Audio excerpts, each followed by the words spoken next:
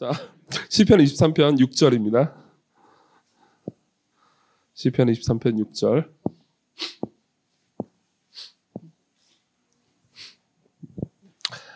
우리 같이 한번 읽어봤으면 좋겠습니다.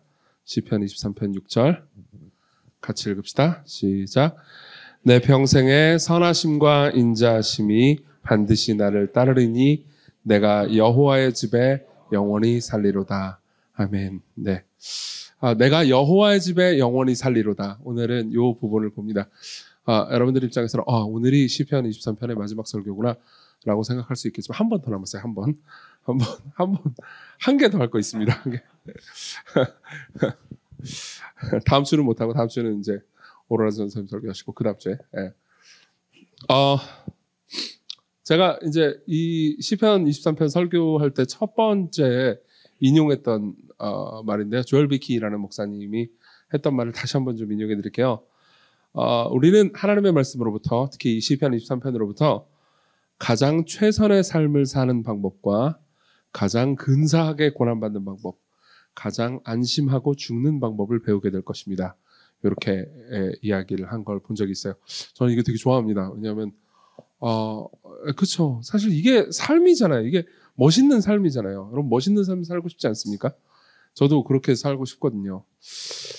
그리고 멋있는 삶을 살기 위해서 제일 좋은 것, 좋은 삶 살기 위해서 제일 좋은 게 뭐죠? 제일 필요한 게 뭐죠? 집이에요, 집. 집이 없으면 여러분들 다 불안하잖아요. 아닌가요?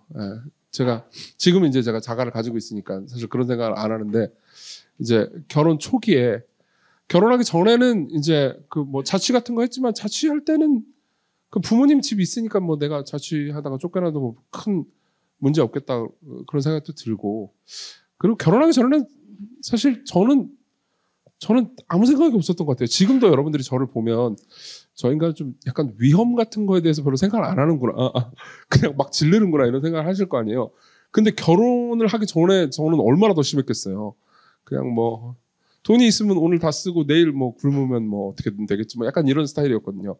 근데 이제 결혼을 딱 하니까 제가 원래 결혼하기 전까지는 통장 같은 거 잘 안 봤거든요. 근데 결혼을 하니까 통장을 보게 되는 거예요. 통장에 그 뭐 변하는 것도 없는데 계속 하루에 한 번씩 통장 체크하고 제일 이제 아마 이거 경험 있는 사람 있을 텐데 이제 결혼하기 전까지는 제가 그쪽 일을 한 적이 있는데도 불구하고 주식 그런 거 안 했어요. 아마 주식 안 하는 사람 거의 없었을 것 같은데 그쪽 일을 하는 사람 중에서 그 주식 안 하는 사람 거의 없죠. 근데 안 했어요. 뭐 이렇게 남의 돈 많이 벌라지 뭐 그러면서 신경 안 썼는데 이제 결혼을 하고 나서 이제 뭐 주식도 좀 샀죠. 근데 그 주식 하는 사람들 다 알 거예요. 그 계속 보게 되는 거야. 이게 빨간색인지 파란색인지. 여러분들은 다 초연하시군요. 그렇구나. 아니면 안 하는구나. 야, 나만 불경건한 거야?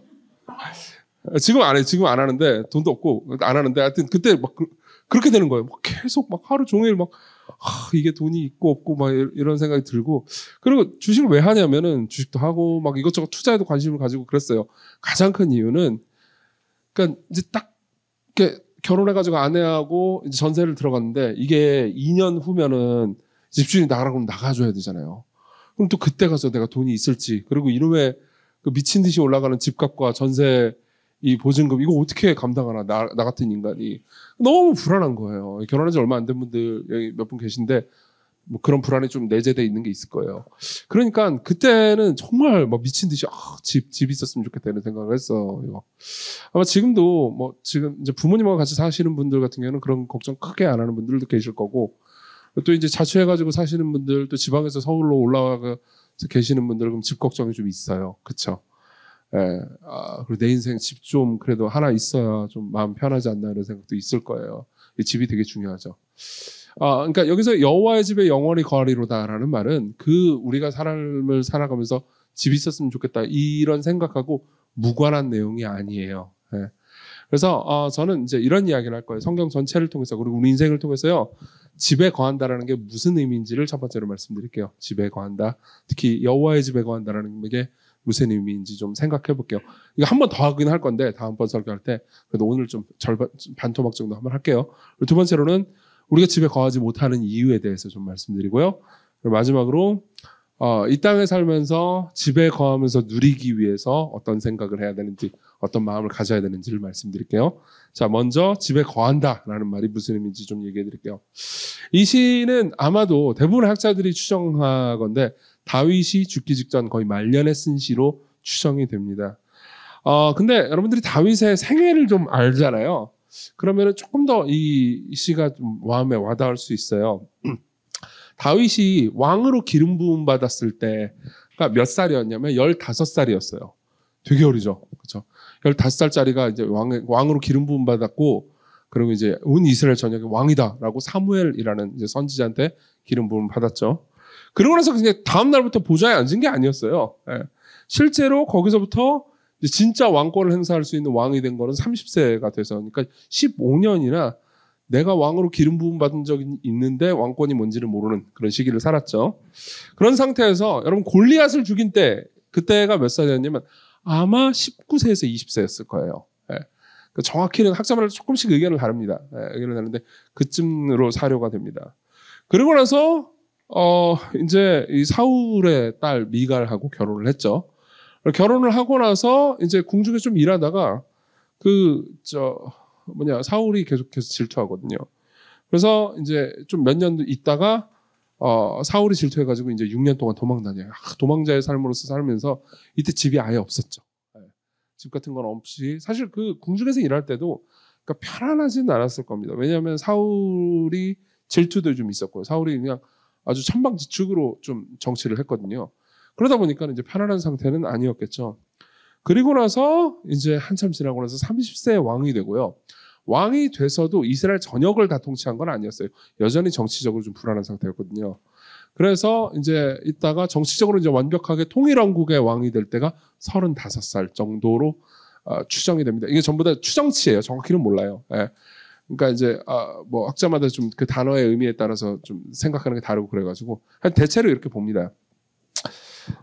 그리고 이후에 이제 35살에 딱 왕이 돼, 그 통일왕국의 왕이 돼서 강력한 왕권을 가졌지만, 그러고 나서 이제 여러분들이 아실 수 있겠지만, 그리고 뭐 죄 짓고 뭐 또 방황하다가 그 다음 전쟁도 계속 있었고, 그리고 나서 61세쯤 돼가지고 또 자기 아들 압살롬이 그 반역을 하는 것을 경험합니다. 그래가지고 또 이제 왕궁 떠나가지고 고생하고 그래요. 그러니까 다윗의 인생 전체를 보면요, 항상 그 집 문제가 안정적으로 딱 있어가지고 편안했던 적이 그렇게 많지가 않아요. 예. 항상 이제 쫓겨다니는 삶을 어느 정도 살았던 거죠. 특별히 61세, 그러니까 왕의 그 모든 그 권력과 힘의 맛을 다 본 다음에 자기 아들의 반역 때문에 쫓겨나서 이제 방황할 때는 굉장히 힘들었을 겁니다. 그러니까 이제 계속 아무것도 없는 삶을 원래 살다가 이제 원래 가난한 삶을 살면은 그래도 버틸만 하지만은 모든 걸 다 가진 상태에서 이제 땅바닥으로 추락하면 더 고통스럽잖아요. 그것도 말년에 그러면 굉장히 힘들었을 거예요. 예. 그런 상태에서 쓴 시가 시편 3편이에요. 시편 3편 기억해 놓으세요. 시편 3편에 보면 이런 말이 있어요. 여호와여 나의 대적이 어찌 그리 많은지요. 일어나 나를 치는 자가 많으니이다. 예. 그러니까 이걸 압살롬이 아들이 반역할 때 쓴 시인데, 이게 왜 이게 굉장히 마음에 와닿을 만한 얘기예요. 평생토록 다윗은 적들이 많았단 말이에요. 그렇죠? 그러니까 적들이 많으니까는 나를 치는 대적이 얼마나 그런지 많은지요 이렇게 말할 수 있는 건 당연하겠죠. 근데 인생을 통해서 아들이 자기의 적이 될 거라고 상상도 못했을 거 아니에요. 그러니까 여기서 나의 대적이 어찌 그리 많은지요 이 말은 그러니까 무슨 이렇게 다양한 종류의 적들이 있습니까? 이런 의미예요. 예. 아들이 내 적이 될 거는 정말 상상도 못했습니다. 이런 의미죠. 그러면서 많은 사람이 나를 대적하여 말하기를 그는 하나님께 구원을 받지 못한다 하나이다. 이렇게 이야기를 하죠. 그러니까 참 굉장히 힘들고 고통스러웠을 겁니다. 그리고 그 모든 과정들을 볼 때 다윗은 그러니까 인생 전체를 통해서 편안하게 쉰 날이 거의 없었던 것 같아요. 편안하게 쉴 때는 죄 때문에, 자기 죄 때문에 힘들었고, 또 이렇게 적들이 자기를 공격하고 그럴 때는 편안하게 쉴 장소도 없고 막 무슨 지난주에 우리가 봤죠. 아둘람 동굴에서 막 살기도 하고 막 그러니까 굉장히 힘들었겠죠. 그런 측면에서 생각해 볼 때, 그러니까 내가 여호와의 집에 영원히 거하리로다라고 말하는 것은 다윗에게는 그러니까 일종의 자기 인생을 돌아보면서 느끼는 신앙적인 고백이었을 겁니다. 그러니까 지금까지 제가 삶을 살면서 다윗 입장에서 이런 거죠. 뭐 좋은 집에서 살아봤고, 진짜 다윗이야말로 좋은 집에서 살아봤죠. 좋은 집에서 살아봤고, 풍찬노숙이라는 말 아세요? 예, 그냥 이게 바람 불고 비 보는데도 그냥 바람 불면 바람 맞고 비 내리면 비 맞는 노숙도 해봤고, 그렇죠? 힘들게 인생 전체를 좀 살았던 거예요. 그런 상황에서 일관적으로 자신의 인생을 생각해 볼 때 그래도 나한테는 없어지지 않는 집이 있었는데 바로 하나님이라는 집이었던 거죠. 여호와 하나님이 내 집이었습니다. 내가 하나님께 거할 수 있습니다. 나는 늘 하나님의 집에 거했습니다. 이렇게 이야기를 하는 겁니다. 이런 식으로 이제 집이라는 거를 조금 더, 그러니까 은유적인 의미로 생각을 해보잖아요. 그럼 여러분들의 삶에서도 집이라는 거는 단순한 장소의 의미 이상입니다. 그러니까 이런 거죠. 예전에 제가 이제 우리 교회 구로 캠퍼스에 그 신혼부부 이제 자매가 하나 있거든요. 근데 그 자매가 굉장히 재밌고 뭐라고 해야 될까? 좀 유쾌한 성격 자체가 유쾌한 분이었어요. 외향적이고. 근데 그 자매가 이제 결혼을 하고 이제 아기를 낳았어요. 아기를 낳으면 이제 아기 낳아서 얼마 안 되면 독박 육아해야 되잖아요. 집에서 이제 아기를 데리고 이제 독박 육아를 하는데 애 키우는 게 너무 힘드니까는 이제 애를 뭐 달래주고 재우고 이렇게 하다가 잠깐 시간이 나가지고 이제 페이스북을 한 거예요. 저는 이제 우리 교회 교인들 페이스북, 인스타그램 다 팔로우 하잖아요. 이렇게 감시가 아니지. 이렇게 이렇게 어떻게 살고 계시나 이렇게 묵상하면서 기도하려고. 어이구. 근데 이제 거기서 그렇게 써놓더라고요. 집에 있는데 집에 가고 싶다. 예. 그래서 자기 집이야. 자기 집인데 집에 가고 싶은 거예요. 어떤 건지 이해되시죠? 예. 그러니까 단순히 장소적으로 집에 있다라는 것이 나를 쉬게 만들거나 안락하게 만들어주지 않잖아요. 예. 비슷한 글을 하나 좀 인용해 드릴게요. 블로그에서 제가 본 글인데 읽어 드릴게요. 집에 가고 싶다. 습관처럼 튀어나온 말에 나는 어처구니가 없었다. 내가 앉아있던 곳은 다름 아닌 우리 집 거실이었기 때문이다. 주말 내내 누워서 텔레비전을 보는 일에 지쳐서 한숨처럼 내뱉은 말이 집에 가고 싶다는 소리라니 헛웃음이 났다. 생각해보면 되게 재밌죠. 예. 일하고 있는 것도 아니고 어려운 일이 있었던 것도 아니고 주말 내내 그냥 누워서 TV를 봤어요. 보통 우리가 집에 가고 싶다. 여러분들이 밖에서 일할 때 집에 가고 싶다. 그러면 여러분들이 원하는 게 뭐예요? 집에 가가지고 텔레비전 거실에 누워가지고 TV 보고 싶다. 보통 이런 의미잖아요. 근데 거실에서 누워서 TV를 보고 있는데 집에 가고 싶다는 생각이 든 거예요. 계속 읽어드릴게요. 헛웃음이 났다. 웃음 끝에 질문이 꼬리에 꼬리를 물었다. 집에 있는데 집에 가고 싶다면 대체 그 집은 어디인가? 여기서 집은 어떤 의미인가? 집으로 상징되는 공간은 대체 어디인가? 그러다 문득 집에 가고 싶지 않은 날들이 떠올랐다. 엄마와 싸웠던 그 다음 날들. 괜히 이 친구 저 친구에게 전화를 걸어 약속을 잡았다. 놀아줄 친구가 없으면 괜히 몇 정거장 떨어진 곳에 내려서 몇 시간이고 걸었다. 보고 싶지 않은 영화를 보고 혼자 노래방을 가면서 시간을 보냈다. 예. 이해되시죠? 아마 이런 경험이 있었던 분들도 계실 겁니다. 그러니까 성경에서 집을 말할 때는, 그리고 우리가 이제 은유적으로도 쉬고 싶다, 집 하면 떠올리는 것은 단순히 공간 이상의 것이 분명한 거죠. 그 말은 이런 의미입니다. 여러분들이 그러니까 괜찮은 아파트 생각, 예를 들면 한강뷰 아파트 이런 것들을 너무 좋아하는 거 아닙니까? 이런 것들을 가진다 하더라도 여러분들이 집이 없다고 느끼는 시간들이 있을 겁니다. 예. 그건 역으로는 그러니까 그런 것들이 없다 하더라도 우리가 집에 있다라는 느낌을 가질 수 있다는 희망이기도 하겠죠. 예. 자, 그럼 두 번째로 넘어가겠습니다. 집에 거한다는 건 이런 의미인데 우리가 집에 거하지 못한다면 그 이유는 뭘까요? 예. 1차적으로는 우리의 죄 때문일 겁니다. 예.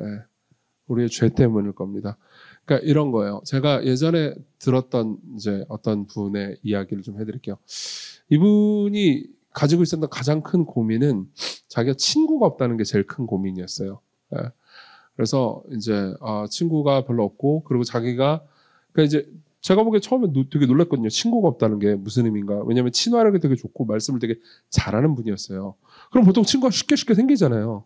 근데 왜 친구가 없지? 보니까 친구가 아예 없는 건 아니고 깊이 이제 관계를 맺고 신뢰할 수 있을 만한 친구가 없다는 의미였던 거죠. 그래서 어떻게 하다 그렇게 됐냐? 뭐 이렇게 얘기를 하니까는 이분이 한편으로는 되게 정직한 분이기도 했어요. 그러니까 자기가 과거에 이제 말도 잘하고 이렇게 친화력이 좋으니까 친구를 좀 많이 사귀었던 거죠. 자기가 과거에 이제 있었던 집단에서 너무 외로워가지고 사람들을 이제 많이 만났대요. 여기 계신 분들도 그런 분들 있을 건데, 이제 이렇게 좀 혼자 집에 있으면 못 견디고 그런 분들 있잖아요. 그래서 그런 친구였던 거죠. 그래서 뭐 전화해가지고 사람도 만나고 그러는데, 보통 우리가 대화를 할 때는 누군가에게 말을 하면 상대방에게 공감받고 인정받고 이렇게 그렇게 되고 싶잖아요. 근데 내가 어떤 이야기를 하면 사람들이 제일 좋아하나, 사람들이 제일 공감해주고 인정해주나, 이런 것들을 보니까는 자기도 모르게 이제 아마 직관적으로 그랬던 것 같아요. 뒷담화를 하면 사람들이 그렇게 좋아하더라, 라는 생각이 들더래요. 뒷담화. 이게 여러분들한테 어떻게 느끼는지 모르겠는데, 예를 들면 이런 거예요. 그분이 만약에 이정규 뒷담화를 했다고 합시다. 그죠? 이정규 목사님이 저번에 만나가지고 나한테 무슨 얘기를 했는데 그게 너무 상처되는 얘기였어. 그럼 여러분들은 어떻게 반응해 줄 거예요? 네, 좋습니다. 감사합니다. 그래, 맞아. 그 사람 설교할 때는 되게 착해 보이긴 하지만 실제로는 그럴 수 있지. 좀 모순적이고 위선적이고 그럴 수 있지. 그렇게 해주면 뒷담화가 성립되고, 뒷담화가 성립되는 동시에 무슨 일이 벌어지죠? 자기가 승인되잖아요. 받아들여지잖아요. 그러니까 자기도 모르게 그 습관이 된 거예요. 습관이 돼가지고 누구를 만나도 뒷담화를 하게 된 거죠. 근데 여러분들 아시죠? 어떤 사람이 계속 다른 사람 뒷담화를 하면은 여러분들이 그래, 그랬구나, 힘들었겠구나 하면서 토닥토닥은 해주겠지만 속으로 불안해지잖아요. 그죠? 이 사람이 나랑 있을 때 다른 사람 얘기를 이렇게 욕을 한다면 다른 사람이 있을 때는 내 욕을 하겠군, 이라는 불안감이 있잖아요. 그러다 보니까 누구도 가까이는 못하게 된 거죠. 예. 그러니까 그걸 이제 오랫동안 삶을 살다 보니까 어떤 이 집단에서도 깊이 뿌리를 못 내리게 된 거예요. 예.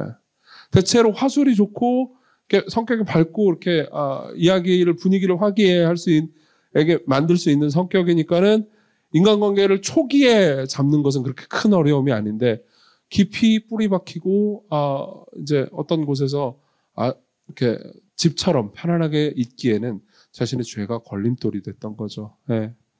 사실은 어떤 죄를 짓잖아요. 그러면 계속해서 그러니까 우리 모두는 이 양심의 고발 때문에 죄책감을 느끼고 괴로워합니다. 그리고 그것은 다른 사람들이 나를 향해서 죄를 지어도 마찬가지죠. 예. 어떤 곳에서, 사람들이 모여있는 곳에서 우리를 불편하게 만들고 우리를 쉬지 못하게 만드는 이유는 내가 지은 죄든지 아니면 남들이 나한테 지은 죄든지 둘 중에 하나겠죠. 예. 누가 나한테 계속해서 죄를 짓는다? 그럼 그 집단에 있기 싫잖아요. 그게 어디까지 가느냐? 이제 실제 집에 들어가도 똑같은 일이 벌어지는 겁니다. 예. 집에 가도 힘든 이유 중에 하나는 가족 간의 관계가 힘들기 때문에 집에 가도 집에 가고 싶은 거잖아요. 그렇죠? 옛날에 그 아버지 같은 경우에는, 아버지상 같은 경우에는 그런 경우가 되게 많아요. 여러분들이 뭐 드라마나 아니면 실제로 그런 아버지를 만나서 가족 생활을 하신 분들도 계실 수 있는데, 그러니까 이런 거죠. 아버지가 성격이 아주 통제적이에요. 그래서 자녀들과 아내가, 그러니까 모두가 자기가 원하는 대로 움직여야만 직성이 풀리는 아버지가 있다고 합시다. 그러면 집에 일단 들어가요. 그러면 자기가 집에서 쉬고 싶단 말이에요. 그렇죠? 집에 쉬고 싶은데 자녀들과 아내가 자기가 원하는 대로 막 움직여지지 않으면 집에서 못 쉬잖아요. 그리고 집에 갔는데 집이 좀 더럽다. 그러면 자기가 못 쉬잖아요. 그러니까 이제 막 계속해서 닥달을 하는 거예요. 너 왜 청소도 안 해? 아내한테 이제 아내를 닥달하고, 또 애들이 뭐 똑바로 행동 안 하면 이렇게 똑바로 행동해라 하면서 계속해서 닥달을 해요. 그럼 이제 당장 좀 자기가 편한 환경이 성립이 되고, 그게 계속해서 되풀이되면 이제 가족들이 자기를 멀리할 거 아니에요. 그럼 집에 있어도 자기가 집에 있어서 집에 있고 싶어서 한 모든 행동 때문에 집에 있지 못하게 되죠. 무슨 말인지 이해되시죠? 네. 사실 이거는 우리의 죄 때문에 우리가 그러니까 집이든 교회든 어디든 결국 집에 있을 수 없게 되는 이유겠죠. 네. 여러분들도 삶에서 분명히 그런 마음이 들 때가 있을 겁니다. 집이라는 게 꼭 그러니까 가족이 있는 집뿐만 아니라 혼자 있는 곳, 혹은 때로는 교회를 와도 집처럼 느껴질 수 있잖아요. 예, 저는 집처럼 진짜 느껴지거든요. 여기 올 때마다. 예, 어디 갔다가, 딴 교회 갔다가 오거나 아니면 어디 신방 갔다가 오거나. 진짜 그래요. 집에 오니까 마음 편하다. 이렇게. 그럴 때가 있단 말이에요. 너무 웃지 마. 진짜.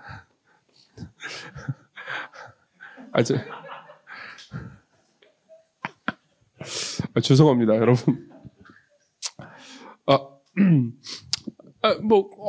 어디든 그런데 그곳에서 내가 또 불편함과 괴로움을 느낀다면은 결국은 죄가 어떤 방식으로든 작용을 하는 겁니다. 여러분들도 스스로 한번 점검을 해볼 필요가 있습니다. 어떤 죄가 나를 집에 있지 못하게 만들어요. 그리고 또 다른 측면도 있을 수 있습니다. 그러니까 집이 될 수 없는 것을 집으로 삼을 때 우리는 집에 있지 못하게 되는 거죠. 집이 될 수 없는 것을 집으로 삼을 때 우리는 집에 있지 못하게 됩니다. 예를 들면 이런 거죠. 돈이 여러분들의 집이 되잖아요. 그럼 돈을 잃을까봐 계속해서 돈에 집착하게 되잖아요. 그러면 안식을 못하게 됩니다. 실제로 잃잖아요. 그럼 이제 마음이 불안하기 때문에 정신을 못 차리게 되죠. 관계가 내 집이 된다. 뭐 연인이든 친구든 관계가 나의 집, 나의 안식처가 된다. 그럼 관계를 잃을 때마다 나는 쉬지 못하게 됩니다. 그러니까 그 외에 여러 가지 것들이 있을 수 있겠죠. 왜 인간이 이런 느낌을 가지게 될까요? 사실 창세기 3장의 기록에 따르면요, 인간은 집에서 추방당한 적이 있습니다. 하나님께서는 아담과 하와를 만드시고요, 아담과 하와가 집에 있도록 하셨어요. 첫 번째 아담과 하와가 만났던 집은 에덴 동산이었습니다. 그것은 아담이 충분히 즐길 만한 관계가 있었고요, 여러 동물들과, 그리고 무엇보다 하와가 있었죠. 사랑하는 하와. 그리고 이제 아담과 하와는 거기서 서로 사랑하면서 이제 편안하게 누릴 수 있었습니다.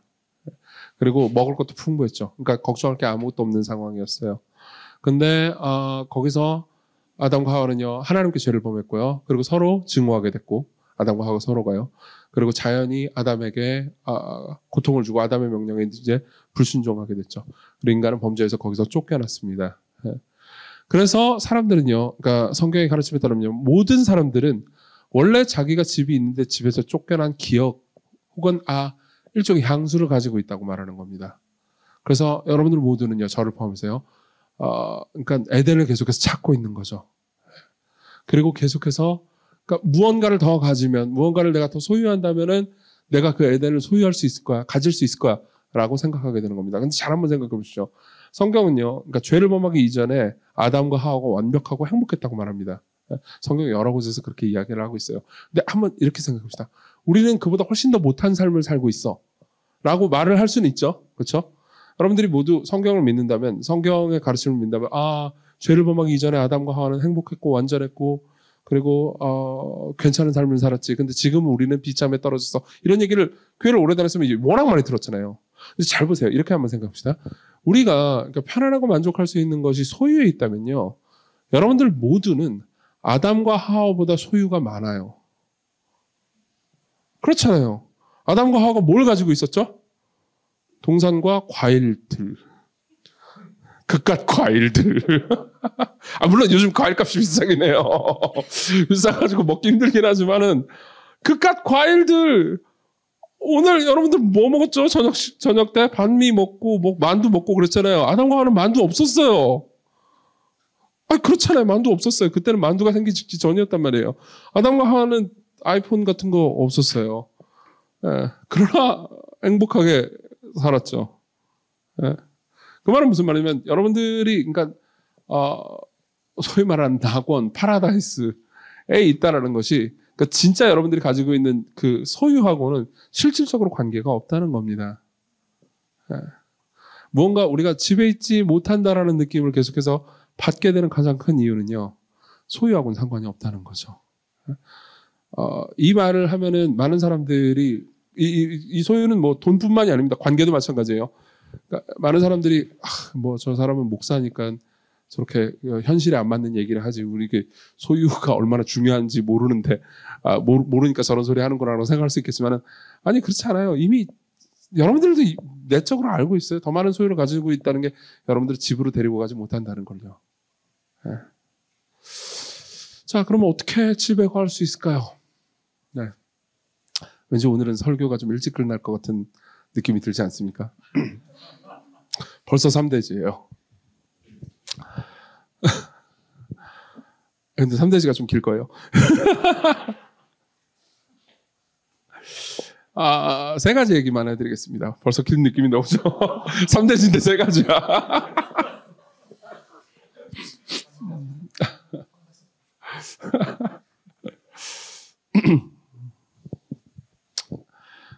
첫째는요, 하나님이 진짜 집임을 기억하는 겁니다. 예.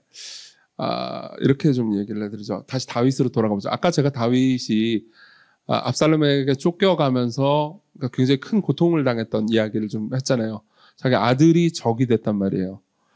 시편 3편에 보면 아들이 적이 됐기 때문에 원수들이 나를 괴롭힙니다라고 말을 하는 과정 중에서 이런 말을 합니다. 시편 3편 5절 6절 읽어드릴게요.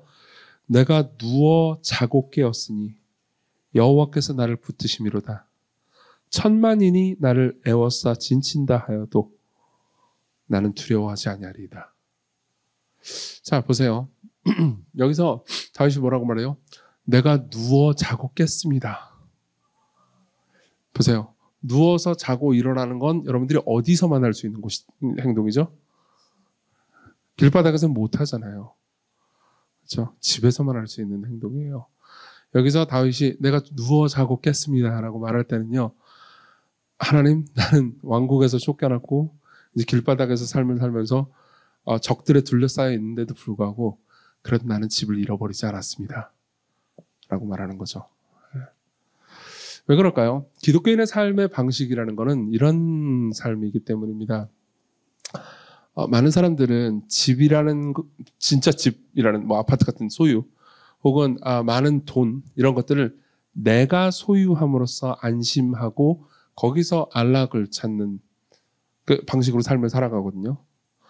근데 성경의 가르침 그리고 기독교인들이 삶을 살아가는 방식은요, 내가 무언가를 소유함으로써 거기에 대해서 안심을 느끼면서 삶을 살아가는 게 아니고 모든 걸 소유한 분을 내 곁에 둠으로써 내가 안식을 누리고 집에 온 것 같은 느낌이 가지게 되는 거죠.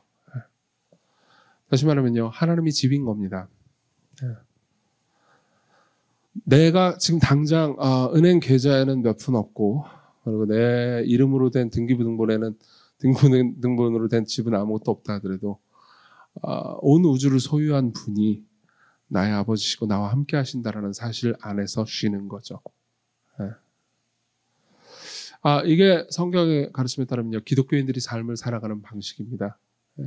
만약 여러분들이 이 이야기를 듣고 나서 너무 뭔가 너무 이상적인 얘기를 하시는군요라고 생각한다면요, 이런 반론을 제가 여러분들에게 드리고 싶어요.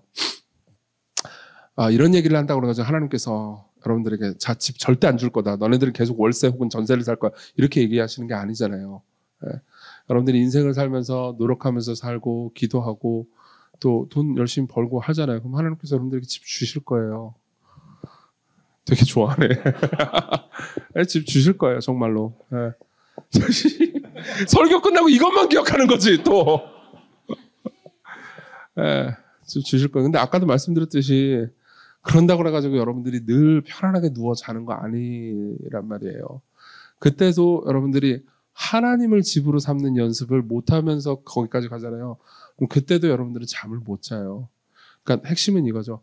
여러분들이 지금 주님이 내 집입니다 라고 말하면서 지금 잠을 잘 자는 연습을 하잖아요.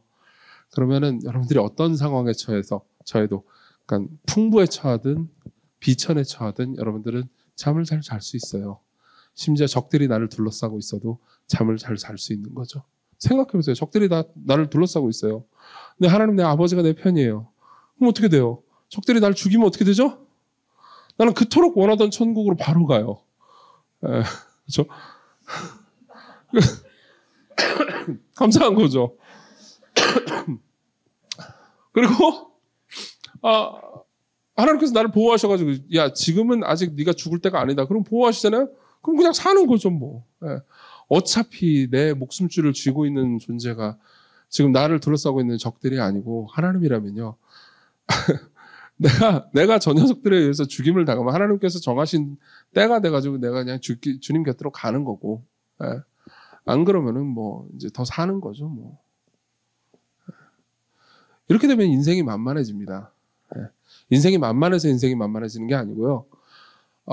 너무나 강한 분이 옆에 있으니까 인생이 만만해지는 거예요. 그럼 최소한 여러분들은 편안해질 수 있습니다. 그럼 편안한 삶 가운데서요, 그냥 삶을 기쁨으로 살아갈 수 있는 거죠. 제가 여러분들이 지금 이 말을 듣고 당장 여러분들의 마음이 그렇게 변할 수 있다고 얘기하는 건 아니에요. 오히려 질문을 던지고 싶은 거죠. 그렇게 되고 싶지 않으십니까? 네. 안심하고 싶지 않으세요? 안락하고 싶지 않으십니까? 정말로요. 네. 가장 강한 분, 가장 여러분들을 사랑하는 분을 여러분들의 집으로 삼으세요. 두 번째로요. 하나님 아닌 다른 집들을 집으로 안 삼는 연습을 하는 겁니다. 사실 첫 번째하고 똑같은 얘기를 반대로 하는 거죠. 하나님 말고 다른 것들을 궁극적인 집으로 안 삼는 것을 연습하는 거예요. 이제 구로가 이사를 하거든요. 구로 이사하는데 저쪽 교회가 이사를 해요. 아우 너무 커 거기 힘들어 죽겠어. 근데 이사를 하는데 이제 교회 개척하고 나서 13년 동안 인테리어 같은 거 하나도 안 했거든요. 여기도 보세요. 인테리어 안 하잖아요. 예. 인테리어 안 하고 근데 이제 거기는 너무 커가지고 인테리어를 안 하면 안 된대요. 그래가지고 이번에도 안 하면 안 돼. 했는데 하여튼 안 된대. 그리고 음향도 해야 된대. 왜 해야 되냐고 그러니까 그렇게 큰 공간은 음향을 안 하면은 안 들. 제가 그게 거짓말인지 진짜인지 모르겠지만 어쨌든 무식하니까 또 전문가의 말을 들어야 되잖아요. 그리고 좀 궁상맞게 살지 말고 좀 잘 살재. 그래가지고 그래 맞는 말 같다. 그래가지고 13년 동안 안 한 인테리어를 좀 하고 있어요. 예. 신촌은 다음번에도 안 하겠지 뭐. 예. 우리 신촌의 그 장점은 뭡니까? 없다는 것. 그만합시다. 근데 안 하는 이유 중에 하나가 뭐냐면은 이제 저기를 하게 되긴 했는데 그동안 안 해왔고 또 여기도 좀 안 해요. 안 하는데 안 할 거예요. 여러분들 다 아시잖아요. 신촌 캠퍼스 소속된 분들은 여기를 이제 올 12월까지가 우리가 계약이거든요. 올 12월 지나면 여기를 떠날 거에 대해서 전부 다 확신을 가지고 계시잖아요. 저도 확신을 가지고 있어요. 아니에요? 여기 우리를 수용 못해요, 여기. 예. 떠날 거예요. 떠날 거는 여기에 페인트 칠 하는 것도 아까워, 심지어. 예. 그렇잖아요. 떠날 거면 왜 여기에 돈을 들여요? 예. 언젠가 떠날 거라고 생각하면 절대로 돈을 들이지 않죠. 예. 인생이라는 게, 여러분들의 삶이라는 게 지금 여러분들이 목숨이 붙어 있는 삶, 여러분들이 가지고 있는 여러분들의 외모, 여러분들의 재산이 여러분들의 전부라고 생각한다면 그걸 꾸미느라 노력을 많이 해야겠죠. 예. 예를 들면 이런 거죠. 제가 여러분들 성형수술한다고 뭐라고 할 거 아니에요. 절대 하세요. 하고 싶으면 하십시오. 해가지고 막 거울 보면서 자신감 뿜뿜 할 거면 하세요. 괜찮아요. 예. 근데 저는 안 할 거예요. 그냥 그런 사람들도 있지. 지금 너무 늙고 해봤자 소용도 없지만 그런 사람도 있지. 내가 1년을 살더라도 인테리어 하고 살아야겠다. 그런 존중합니다. 저는 그런 인간 아니거든요. 예. 저는 1년 살 거면 인테리어 안 해요. 예. 우리 집 아니면 10년을 살아도 인테리어 안 할 거예요. 여러분들의 몸은 여러분들의 집 아니에요. 원래 여러분들의 항구적인 집이 아니에요. 기쁜 소식 아닙니까? 저한테는 엄청나게 기쁜 소식이에요. 이게 내 영원한 집이라고 한다면 이 몸이, 이 얼굴이 너무 절망이잖아. 그쵸? 예. 잘생긴 사람들 이해 못하겠지. 근데 어때요? 절망해요. 그리고 잘생긴 사람도 늙을 거잖아요. 그만해.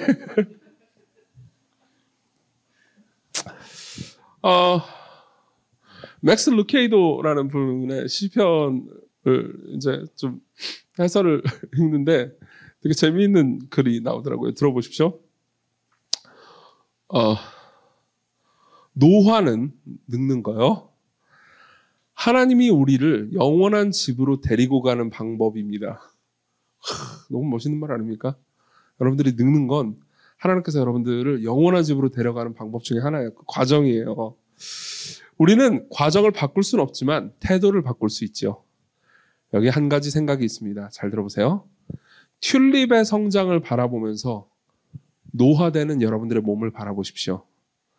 튤립 구근이 지는 것을 보고 슬퍼하는 사람을 본 적이 있나요? 저 구근이 뭔지 모르는데 하여튼 꽃 아는 사람들은 알겠지. 뭐 튤립이 이렇게 있으면 구근이 딱 진대요. 구근이 약해지기 시작한다면 정원사가 눈물을 흘리나요? 아니죠.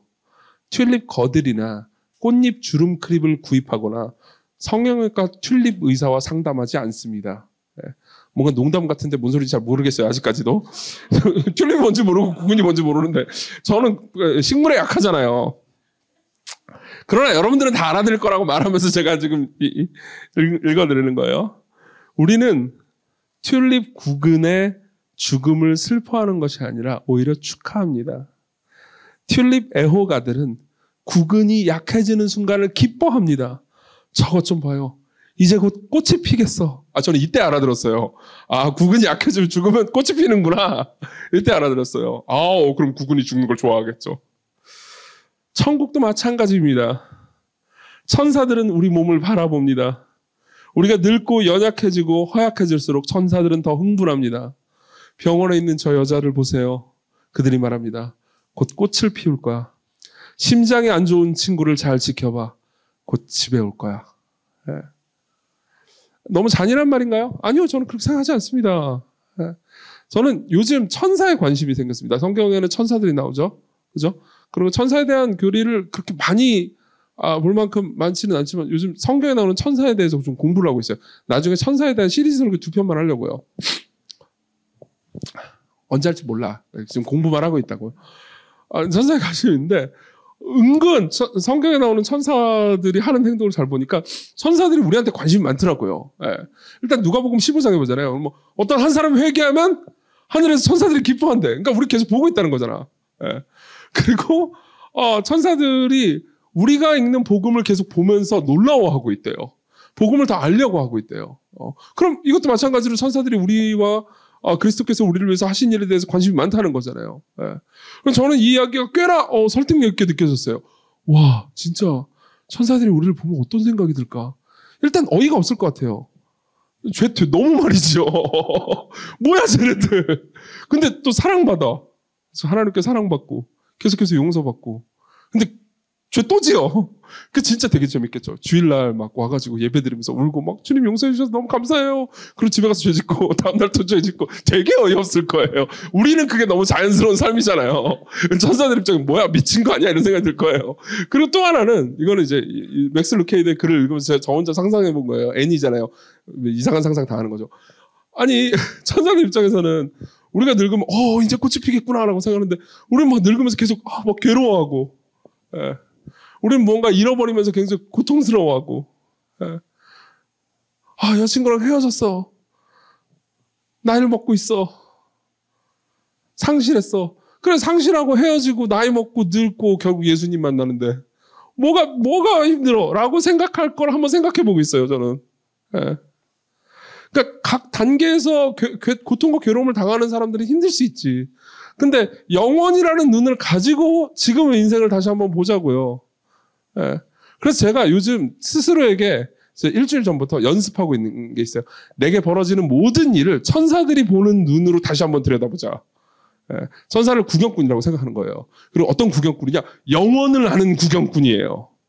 제가 죄 짓는 거 보면서 천사가 무슨 생각할까? 뭐야, 왜 저런 거 가지고 죄 지어?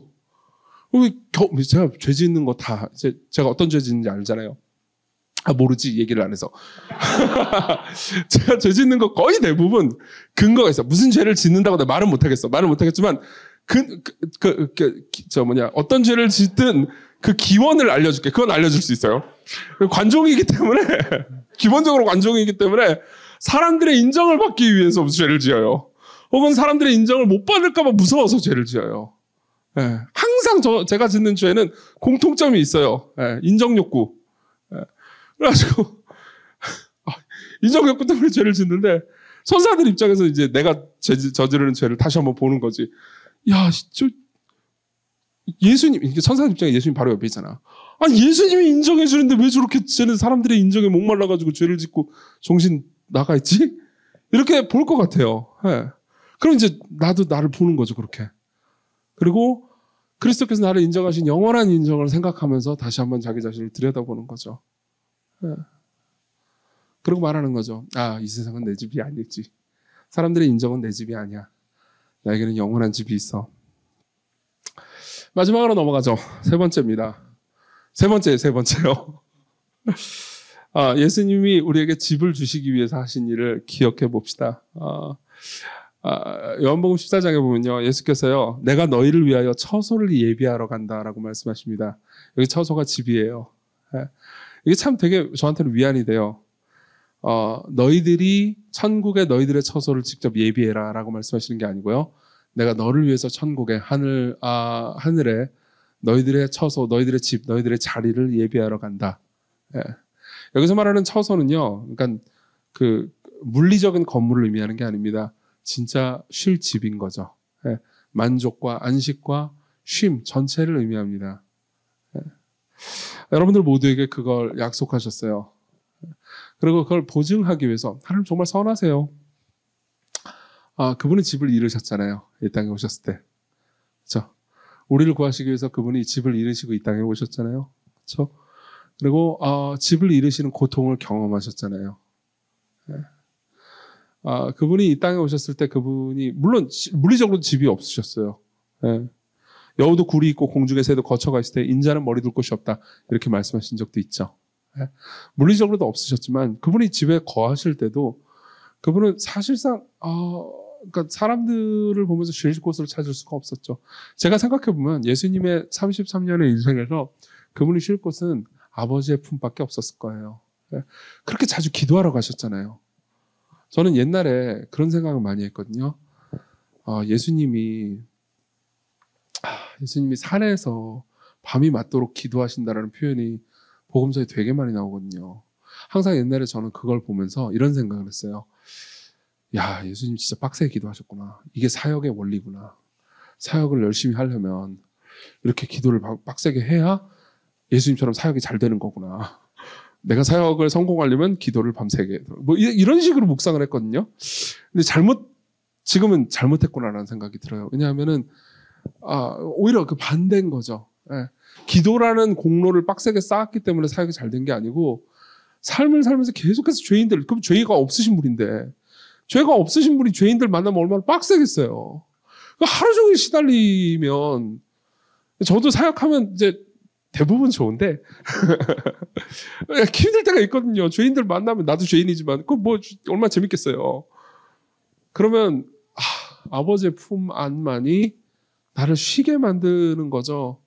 몸이 너무 힘들고 졸려도 산에 가야 인간들 없잖아.